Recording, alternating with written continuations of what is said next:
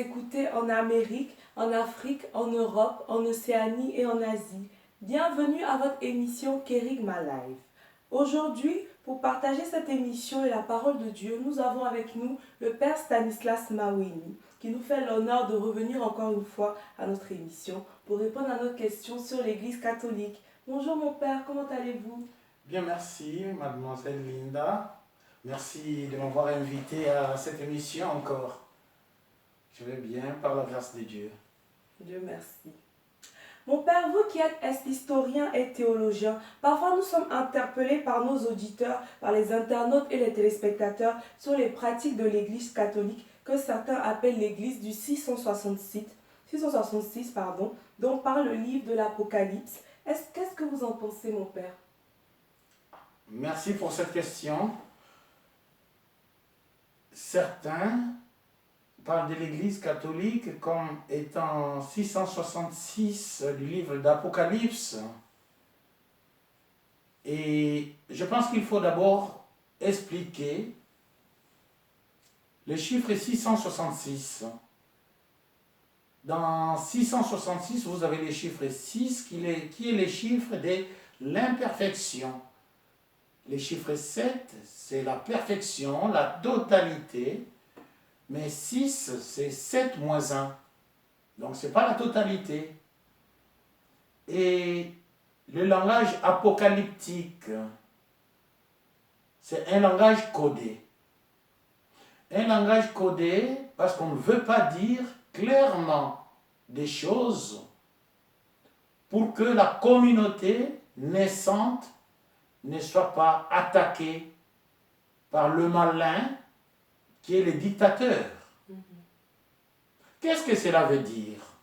Cela veut dire que quand l'Église catholique commence, tout de suite l'Église catholique est attaquée. Tout de suite. Ça fait 2 siècles et demi que l'Église catholique a été attaquée.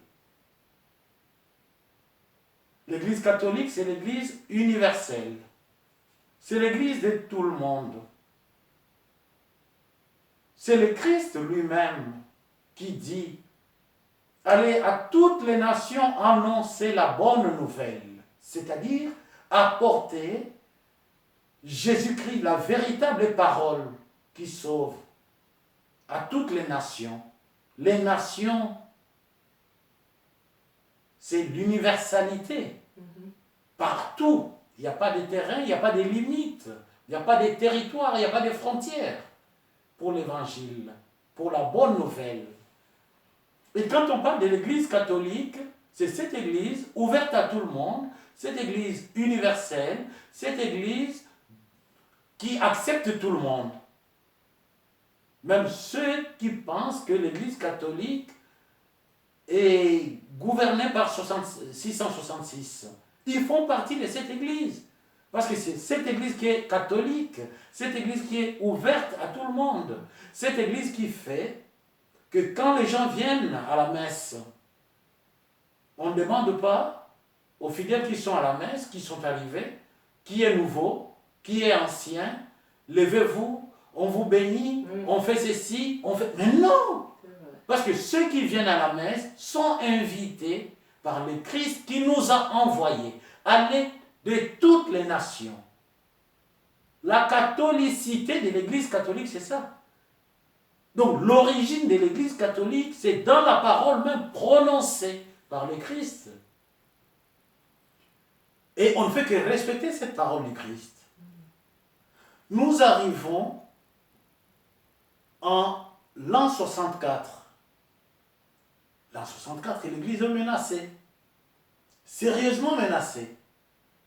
30 ans, 34 ans pratiquement, après la mort du Christ. Parce que vous savez que le Christ est mort le 7 avril l'an 30. Le 7 avril l'an 30, qu'on appelait le 14 Nissan. Et depuis sa mort, lui qui a envoyé les apôtres, les disciples, c'est lui qui est à l'école du Christ, qui est en train de suivre le Christ. C'est comme un élève, les disciples. Les apôtres sont des envoyés. Donc nous sommes tous des disciples à l'école du Christ. Tous sans exception. Mais tous ne sont pas apôtres. D'accord. Non. Tous deviennent apôtres quand ils sont envoyés. Mais qui doit envoyer? Vous voyez, c'est le mystère. Là, c'est encore un autre sujet qui a fait que Paul aille rencontrer Képhas, Pierre. Donc, vous voyez, l'Église qui est ouverte à tout le monde. Nous arrivons à l'an 64, l'Église est menacée. Sérieusement menacée par Néron. Néron, en d'autres termes, je dirais, il voulait faire comme Pharaon, comme d'autres dictateurs. Comme d'autres dictateurs. Pharaon a laissé son nom. Il a pris le nom de Pharaon. C'est ce qui fait que beaucoup aujourd'hui ne savent pas que Pharaon avait un nom. Beaucoup ne savent pas que Pharaon a grandi avec Moïse. Donc Pharaon a pris un nom. C'est le nom de Pharaon. Néron, à un moment de l'histoire, il incarnait la dictature totale. Il faisait massacrer les chrétiens. Il ne voulait pas que les chrétiens prient. Marc écrit le premier évangile. Marc, qui n'a pas été apôtre direct de Jésus, Marc qui a été avec Saint Paul, compagnon, mais c'est lui qui écrit le premier évangile en 65. Marc écrit, il présente l'évangile. Après Marc, Matthieu va présenter aussi l'évangile. Donc vous voyez, nous avançons vers l'an 70, 80, 70, 90, on est en train d'écrire les évangiles. Matthieu écrit, Luc écrit, Jean écrit. Parmi les apôtres qui ont été appelés directement par le Christ, il y a deux qui ont écrit, Matthieu et Jean, les disciples bien-aimés. Et Jean, c'est lui qui a pris Marie chez lui, qui va en Asie mineure. Et c'est Jean qui va en Asie mineure avec Marie. C'est lui qui écrit l'Apocalypse. C'est lui qui s'adresse à des communautés naissantes. Ces communautés sont en train de naître où? C'est en Méditerranée. Il est en train de s'adresser à ces communautés. Mais il ne faut pas que ces communautés soient détruites. Il ne faut pas que ces communautés soient arrêtées dans leur élan d'annoncer la bonne nouvelle. Il ne faut pas que ceux qui annoncent la bonne nouvelle soient décapités. Parce qu'ils savent que Néron a décapité beaucoup de chrétiens. Ils savent que Néron a exécuté Saint-Pierre. Simon, j'ai prié pour toi pour que ta foi ne défaille pas, disait Jésus. C'est ce Simon-là que Néron a martyrisé à la place Saint-Pierre de Rome. Saint-Pierre est mort, crucifié, la tête en bas, les pieds en l'air. Vous voyez? Or, le Christ est mort, les pieds, la tête en haut, les pieds en bas. Mais Saint-Pierre, c'est le contraire. L'apôtre, c'est le contraire. Le disciple, c'est le contraire. Mort atroce.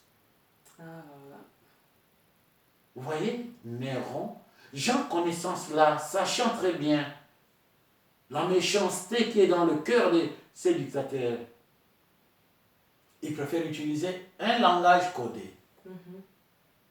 Ce langage codé existe en temps de guerre. Même dans l'Ancien Testament, dans le livre de Daniel, on avait utilisé le langage codé. Ce langage existe. Même en Afrique, il y a un certain Simon Kimbangu qui, au Congo démocratique, dans des années avant l'indépendance, dans les années 58, 59.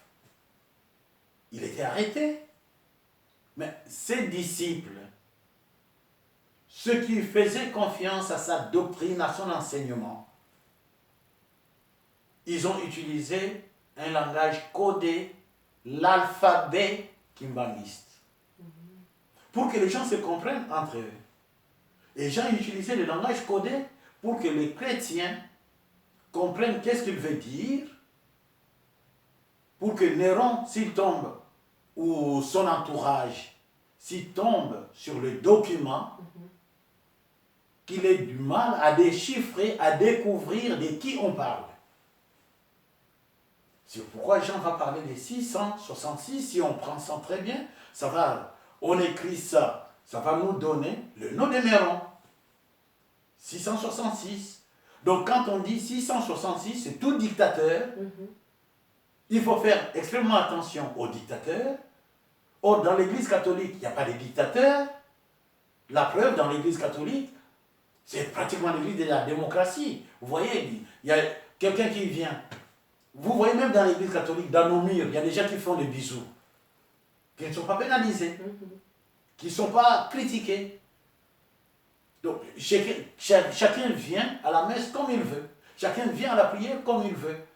Parfois, vous vous posez des questions sur l'habillement des gens. Vous dites, mais les catholiques, ils vont comment, ils s'habillent comment pour aller à la messe? Mais chez les autres, il y a des normes. Non, parce que c'est le Christ qui appelle. Donc 666, c'est Néron. Et dans le livre de l'Apocalypse, quelque part, Saint Jean parle de la bête qui sort de la mer. Il parle de deux bêtes. Mais quand il parle de deux bêtes, c'est quoi? Il parle des bêtes qui sortent de la mer. C'est-à-dire, il y a des dictateurs de ce monde. Il y a des dictateurs de ce monde qui utilisent des bêtes qui ne sont pas bêtes de la terre. Bêtes de la terre, ce sont des faux prophètes. Au lieu de parler de ceux qui suivent les dictateurs, qui sont corrompus, au lieu d'annoncer la parole de Dieu, ils s'intéressent à l'argent. Parce que les dictateurs, ils peuvent corrompre quelqu'un qui annonce la parole de Dieu. Ils peuvent faire taire la personne avec l'argent. Et la personne, du coup, devient un faux prophète. Bête de la terre, qui devient faux prophète parce qu'il a pris le bien matériel de celui qui ne veut pas que la bonne nouvelle soit annoncée. Mais il faut trouver le langage, découvrir qu'est-ce qu'il veut dire quand il parle des bêtes de la terre, bêtes de la mer, des 144. 144, il y a des tribus, 12 tribus d'Israël. Vous voyez, c'est un langage, il est en train de transmettre le message tout en sauvant l'Église. Et il dit, je m'adresse aux 7 églises, c'est-à-dire la totalité de l'Église. C'est encore l'Église universelle. Il s'adresse à l'Église universelle. Ce n'est pas une Église particulière, c'est une Église universelle.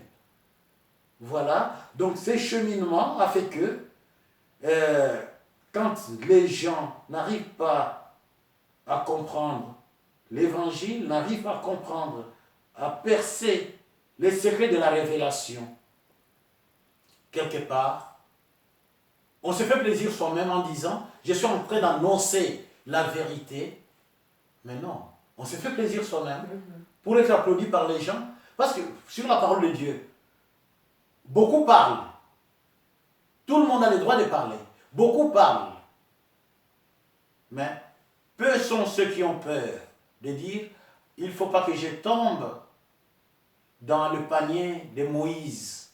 Moïse a parlé, mais il n'est pas entré dans la terre promise. C'est ça la crainte que nous devons avoir quand nous voulons parler de Dieu. Parce que la parole de Dieu n'attaque pas. Vous voyez? Ce cheminement a fait que Jean qui écrit, il va écrire le livre de l'Apocalypse en l'an 100. En l'an 100, Saint-Pierre n'est plus là. Mais Saint-Pierre n'a pas passé le pouvoir laissé par le Christ à un autre apôtre. Clin qui l'a suivi. Sixte, Clin, Corneille, Cyprien, ce ne sont pas des apôtres. Non. Il a transmis le pouvoir, la clé, la foi à un croyant, à un converti. Tu vois? À un converti. Il a transmis cela. Et c'est comme ça qu'il y a eu ce cheminement dans l'Église pour comprendre que c'est une Église où personne n'écrase les autres. Il n'y a pas de dictateurs dans l'Église catholique. Il n'y a que des serviteurs qui sont à l'écoute du Christ qui envoie en mission. Mais ces serviteurs sont à la disposition de Pierre. Il y a eu beaucoup de papes depuis Pierre. Mais l'actuel, c'est le pape François qui vient de fêter ses 80 ans à peine, quelques jours passés. Donc c'est lui qui détient la clé. C'est lui pour lequel le Christ a prié pour que sa foi ne faille pas, qu'il affermisse ses frères. Nous sommes ses frères, qu'il nous affermisse. Parce qu'on ne reçoit pas on ne se donne pas la mission. Non, on ne se donne pas la mission. On reçoit la mission. Le Christ a reçu la mission du Père. C'est le Père qui l'a envoyé. Lui, à son tour, il transmet la mission, il nous donne la mission. Pour que nous puissions l'annoncer. Mais en vérité. D'accord, mon père. Merci, mon père, pour votre réponse. Mais avant qu'on continue, mon père, j'aimerais qu'on dissipe un doute dans l'esprit de ceux qui nous écoutent. Parce que mon père, on nous a souvent parlé du Père Noël et quand on était petit, on y croyait beaucoup. Après, on s'est rendu compte qu'il n'existait pas. Donc, on veut savoir, est-ce que Jésus-Christ a vraiment existé? Est-ce qu'il existe ou bien est-ce un mythe? Jésus-Christ a vraiment existé. Ce n'est pas un mythe. Il a vraiment existé. Père Noël. Oui, Père Noël, c'était pour faire plaisir aux gens, pour que les gens fêtent très bien. Mais aujourd'hui, quand nous regardons, mon souci à moi, personnellement, ma préoccupation, quand nous regardons, les chrétiens ne prennent plus le temps de savourer, de goûter au texte des temps de l'Avent. Il y a 4 dimanches. On ne prend plus le temps de vivre pleinement ces temps de l'Avent. Pourquoi? Parce que dès qu'on commence le mois de décembre, il y a des guirlandes partout, il y a ceci partout, il y a des lumières partout, et on commence à nous parler de Père Noël, il y a des chocolats qui arrivent, Mais non. Noël, c'est pas d'abord ça. Noël, c'est l'événement qui vient m'annoncer que le Christ s'incarne en moi. Il vient prendre ma chair. Mais vous vous rendez compte la joie que je dois avoir pour préparer ce temps pour un Dieu qui vient prendre ma chair. C'est énorme. Qu'est-ce que je suis pour que Dieu pense à moi, qu'il vienne prendre ma chair? Non seulement il prend ma chair, mais il m'accepte tel que je suis. Personne au monde n'accepte l'autre tel que l'autre est. Mais Dieu m'accepte tel que je suis. Qui de nous, dans ce monde, dira que oui, moi, on m'accepte tel que je suis? Jamais, même pas sa propre famille. Hein. Même pas sa propre famille. Même pas son ami intime. Ça n'existe pas. Mais la seule personne qui nous accepte tel que nous sommes, c'est Dieu. Non seulement il m'accepte, il vient prendre le même péché, il vient prendre les mêmes bêtises, il est témoin, il va voir chaque jour tout ce que je suis en train de faire. Mais il ne me juge pas, il ne me condamne pas. Mais c'est énorme. Il faut que je prépare son arrivée.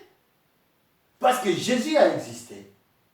Si nous disons que Jésus a existé, ce n'est pas parce que les prophètes l'ont annoncé.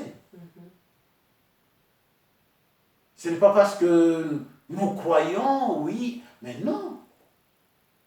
Si nous disons qu'il a existé, nous le suivons. C'est parce qu'il est mort et ressuscité. La seule personne qui est décédée, on l'a vu, on l'a coffré. Allez, on t'enferme là. Tu es mort, tu es parti. Joseph d'Arimathie t'a fait grâce d'une tombe. Tu es parti. Mais 3 jours après, il est ressuscité. Mais c'est énorme. C'est énorme.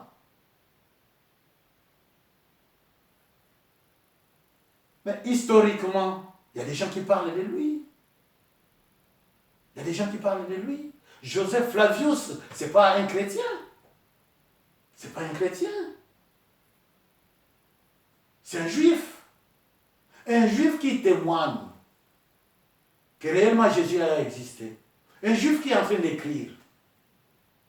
Joseph Flavius témoigne, il écrit que voilà, c'est Jésus qui est mort, il est ressuscité. C'est un juif. Il pouvait taire ses écrits. Mais il est en train d'écrire, en train de rendre compte. En plus, c'est un préfet. Donc vous voyez, nous sommes dans l'Empire romain. Mais quelqu'un qui prend le courage de témoigner, de rendre compte de la vérité, de son renseignement, qui prend le courage de dire, moi je suis de la foi juive. Mais celui-là, il a existé. Vous voyez?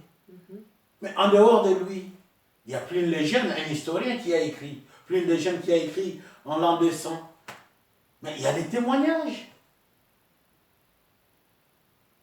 Des gens ont écrit. Pline le Jeune a écrit. Tacite a écrit. Ce sont des historiens. Ils ne sont pas. Ils sont de l'Empire romain, ceux-là. De l'Empire romain.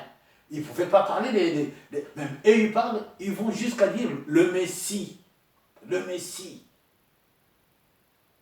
Les gens se réveillent tous les matins. Ils sont en train de prier. Ils espèrent à un Messie. Ils sont en train de prier un Messie.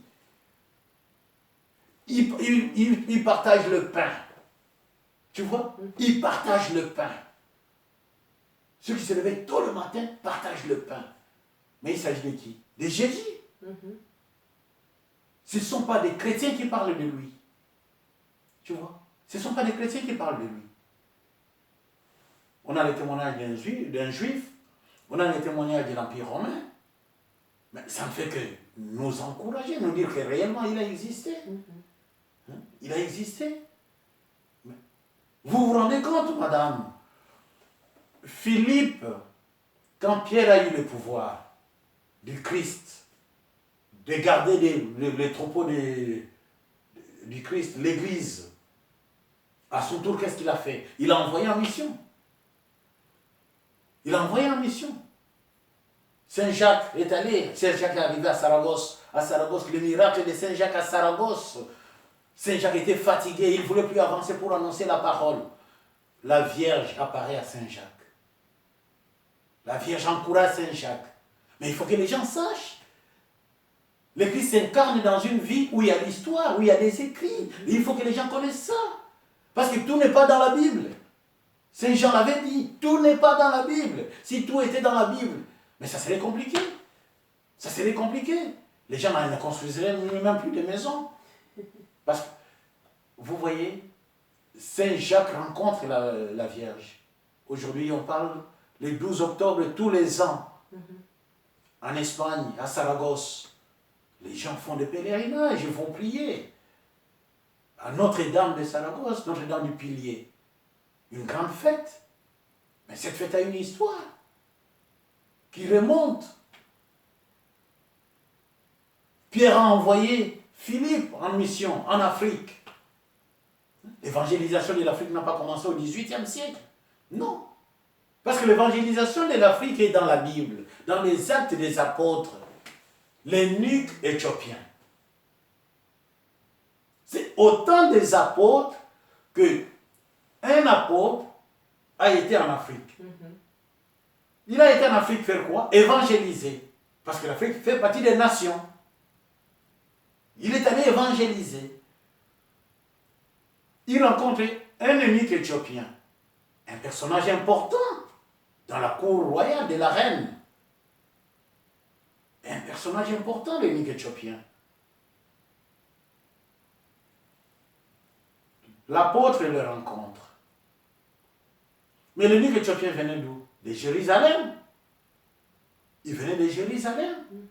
Il venait d'écouter la parole, la Torah, les livres de l'Ancien Testament, les livres d'Isaïe, du prophète, le grand prophète Isaïe.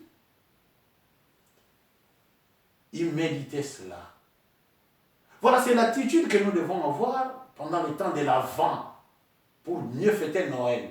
Il méditait sur la parole. Mais il ne comprenait pas. Il fallait que l'apôtre lui explique la parole. L'eunuque éthiopien a d'abord la foi juive. Parce qu'il a été au temple de Jérusalem prier. Pas n'importe quelle prière. La prière juive. Une prière toute donnée à Dieu. Une prière forte. La prière juive, mais c'est vraiment la vraie prière. La prière forte. Les bénédictions que nous avons, s'il n'y avait pas ça, le Christ lui-même est passé par ça, par la prière juive. Marie est passée par la prière juive. Joseph est passé par là. Zacharie est passé par là. Élisabeth est passée par là. Donc vous voyez que cet Africain, l'eunuque, bénéficie de cette prière-là. Mais il fallait quelqu'un pour lui expliquer. Parce que la parole de Dieu n'est pas mieux saisie par tout le monde. Il lui a expliqué. L'eunuque a demandé le baptême. Il a été baptisé. Et il est devenu chrétien. Il est devenu chrétien. Il a été baptisé, il est devenu chrétien. Donc, c'est là qu'a commencé la première évangélisation en Afrique. Le premier chrétien de l'Afrique, c'est lui. Bon, après, on a attendu l'arrivée, avec l'histoire des croisades, on a attendu l'arrivée des premiers missionnaires, des évangélistes, des Saint-Jean, qui sont arrivés dans le royaume Congo, qui sont arrivés à évangéliser, ils ont attrapé la maladie, ils sont morts. Bon, il fallait attendre encore jusqu'au deuxième courant. Et troisième, pour moi, c'est le troisième courant d'évangélisation qui est arrivé avec les missionnaires, les pères spiritains, les pères d'Esquette, les pères blancs, les capucins, ils sont arrivés. Ça c'est après. Ça c'est après. Ils sont arrivés, ils ont déjà trouvé quelque chose. Ils ont déjà trouvé quelque chose. Hein? Je vais vous faire le don de mes livres là où j'en parle. Hein? Ils ont trouvé quelque chose parce que quand ils sont arrivés au Moyen-Âge, au Moyen-Âge, il y avait déjà des temples, des églises. Il y avait déjà des églises au Moyen-Âge en Afrique. Ah oui. La discussion des temples de Kwangila, il fallait qu'ils laissent la religion traditionnelle pour suivre la religion du missionnaire. Ça existait. Des capucins étaient là. Des capucins qui partaient de l'Italie, qui partaient du Portugal. Ils étaient là. Donc le Christ a bel et bien existé. Si nous le suivons, c'est parce qu'il est mort, ressuscité. Par sa résurrection, nous savons, c'est l'espérance, c'est la vie éternelle. On ne va jamais mourir. Voilà, c'est pourquoi on le suit. Si c'était seulement... Et ce monsieur-là qui est mort, bon, il s'est arrêté dans son lit. Moi, je ne serai jamais derrière lui. Je ne peux pas suivre quelqu'un qui est mort et ça s'arrête là. Ma vie n'aura pas de sens. Non, il n'y aura pas de sens. Mais ma vie a du sens parce que je sais qu'il est mort, il est ressuscité. Et ma vie n'a pas de sens parce que je vais recevoir le baptême comme lui. Non. Mais tu te rends compte, le Christ est un Dieu. Est-ce que le Dieu a le péché? Non. Bon, pourquoi il est allé se faire baptiser? Il n'a pas de péché, mais pourquoi? Nous allons au baptême parce que c'est d'abord la conversion. Parce que nous avons le péché. Nous devons nous convertir pour devenir enfants de Dieu. Mais lui, pourquoi il est allé? C'est peut-être pour prendre nos péchés. Pour que le Père témoigne que celui-ci, c'est mon fils bien-aimé. Donc il a existé. Il a existé parce que le Père aussi, spirituellement, le Père a dit, celui-ci, c'est mon fils bien-aimé. Écoutez-le. Mais les gens ne l'écoutent pas. Les gens écoutent autre chose. Hein? Les gens écoutent autre chose. Les gens ne lisent pas la parole de Dieu. Les gens lisent les SMS, les textos. Voilà ce qui les intéresse. Si le nombre de textos qu'on s'envoyait, on pouvait envoyer la parole de Dieu comme ça, le monde changerait. Ah oui. Le monde changerait. Le temps de Noël, c'est le temps de la paix. La paix au monde. Vous croyez que ceux qui parlent de la paix, ils sont à l'église? Vous ne les verrez jamais le 24 de la nuit à l'église. Hein? Ce n'est pas leur affaire. Mais ils sont à la fête. À la fête, tout le monde est là. À la fête, tout le monde est là. Mais pas à l'église. Donc, il faut partir de cette base de quelqu'un qui a existé, qui a dit, je vous laisse la paix, je vous donne ma paix. Et c'est cette paix qu'on doit accueillir le jour de Noël. Or, la paix, c'est sa personne. Sa personne, c'est sa parole. Sa parole, c'est lui qui vient nous dire, il n'y a pas de dictateur dans ce monde. Néron est parti. La page est tournée. L'Église sera toujours persécutée. Merci mon Père pour votre réponse. Maintenant, nous avons la certitude que le Christ a vraiment existé. Mais mon Père, je voulais qu'on s'attarde sur un point. Vous avez dit que l'Église catholique, c'était l'Église universelle, celle-là même qui a été laissée par le Christ. Mais pourquoi est-ce qu'il y a plusieurs courants dans l'Église chrétienne? Parce qu'on dénomme l'Église protestante, il y a aussi les orthodoxes. Pourquoi est-ce qu'il y a ces différents courants du coup? Après l'Église, le royaume. Le royaume, c'est-à-dire la béatitude, le véritable bonheur que l'homme doit rechercher. En prêchant cela, il a laissé l'Église entre les mains des hommes. Il a laissé l'Église entre les mains des hommes. Arrivé à un moment, dans l'histoire des hommes, il y a des problèmes qui commencent à se poser. Le Christ est Dieu, non, il n'est pas Dieu. Le Christ est homme, le Christ est... Ce sont des problèmes théologiques. Avec ces problèmes théologiques, certains ont dit, nous, on se retire. Nous ne continuons plus avec Pierre. Nous ne continuons plus dans... Nous respectons Pierre, nous respectons, mais il y a des divergences théologiques. D'accord. Du coup, on s'est retrouvé avec des frères de l'Église catholique, mais qui sont d'autres rites. Par exemple, des rites coptes, qui sont en Égypte, par exemple. Des rites, des frères, des rites maronites, au Liban. Nous avons des frères d'autres rites en Syrie. Donc il y a au moins 7 communautés, mais qui reconnaissent la place de Pierre, la place du pape. Et cette influence vient aussi de qui? Vient de l'Empire. C'est l'Empire romain. Jusque-là, nous sommes dans l'Empire romain. Et dans l'Empire romain, nous sommes en 258. 258, c'est qui? C'est Dioclétien. C'est un empereur encore puissant, celui-là. Il veut imposer la langue latine. Mais ceux qui sont de la langue grecque, qu'est-ce qu'ils vont faire? Vous voyez? Donc ça, c'est des problèmes des hommes.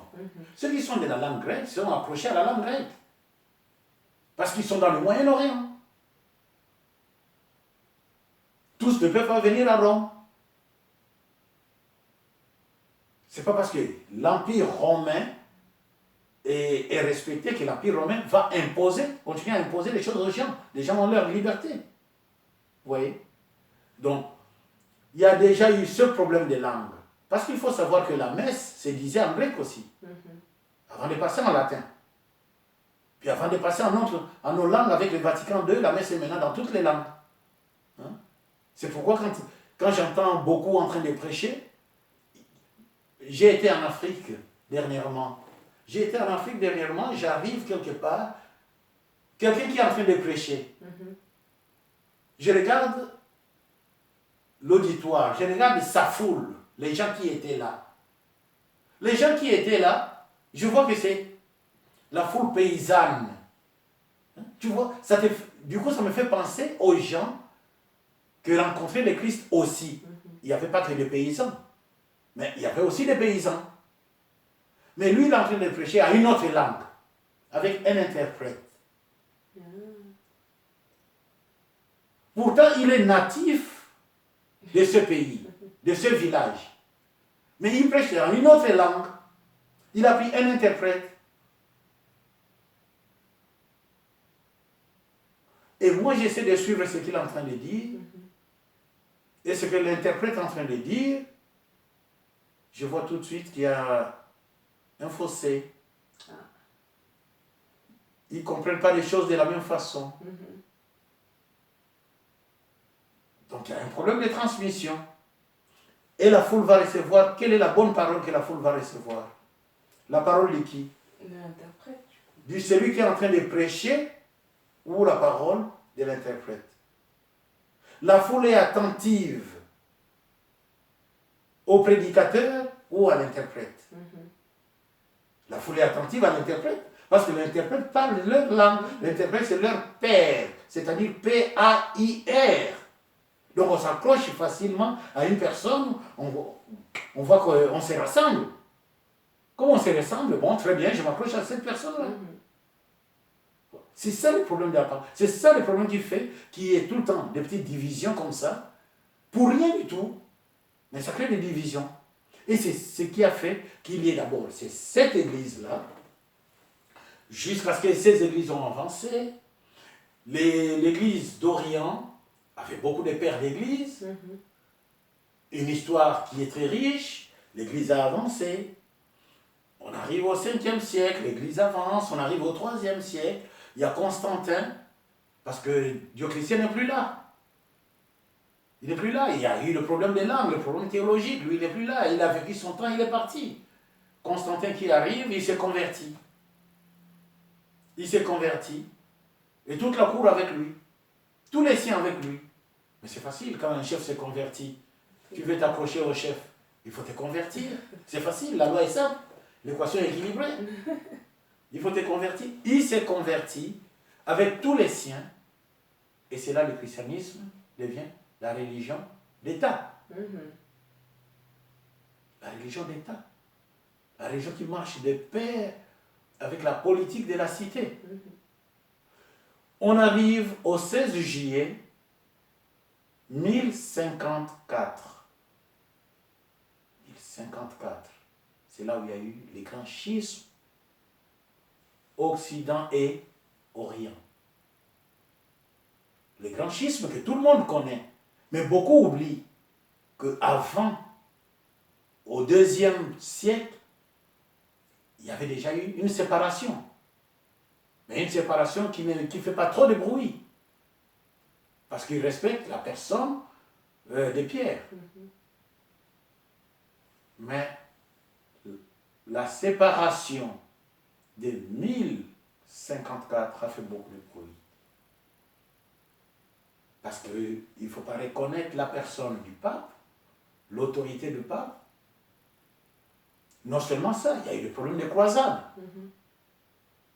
L'Orient dit, nous on se sépare de l'Occident.